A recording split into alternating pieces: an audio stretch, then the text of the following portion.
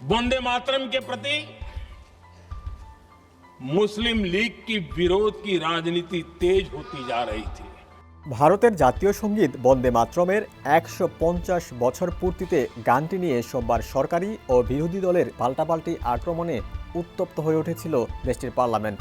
গানটি নিয়ে লোকসভায় বিশদ আলোচনা হয়, তবে বিতর্কের সূচনা করেন ভারতের প্রধানমন্ত্রী নরেন্দ্র মোদি। বিজেপির অভিযোগ ছিল ১৯৭৫ সালে বাঙালি সাহিত্যিক বঙ্কিম চট্টোপাধ্যায়ের লেখা বন্দে মাতরমের গুরুত্বপূর্ণ কিছু অংশ বাদ দিয়ে দেয় তৎকালীন কংগ্রেস সরকার। তা নিয়েই লোকসভায় কথা বলে বিতর্ক উস্কে দেন মোদি।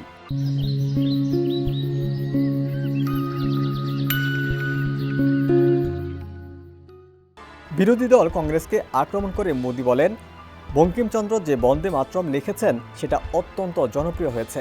১৯০৫ সালে মহাত্মা গান্ধী বন্দে মাতরমকে জাতীয় স্লোগান হিসেবে দেখেছিলেন। ইতিহাস সাক্ষী, মুসলিম লীগের সামনে আত্মসমর্পণ করে কংগ্রেস। কংগ্রেসের তুষ্টিকরণ রাজনীতির এটা এক কৌশল ছিল। ১৯৪৭ সালে স্বাধীন হওয়ার পর দেশের সামনে চ্যালেঞ্জ বেড়েছে, কিন্তু স্বাধীনতার পরেও বন্দে মাতরম সংকটের সময় প্রেরণা জুগিয়েছে। মোদি বিতর্ক উস্কে দেওয়ার পর বিরোধী দল কংগ্রেসের নেতারাও পাল্টা জবাব দিলে পরিস্থিতি উত্তপ্ত হয়ে ওঠে। মোদির বক্তব্যের পরেই বক্তৃতা করতে ওঠেন কংগ্রেস সাংসদ গৌরব। তিনি বলেন, আজ বিজেপি জাতীয়তাবাদের কথা বলছে, কিন্তু লাখ লাখ মানুষ যখন ব্রিটিশদের বিরুদ্ধে লড়েছিল তখন বিজেপির পূর্বসূরীরা কোথায় ছিল? কংগ্রেস নেতারা সেই সময় আত্মত্যাগ করেছেন, জেলে গিয়েছেন, জীবনও দিয়েছেন। বিজেপি ইতিহাসের পুনর্লিখন করতে পারবে না।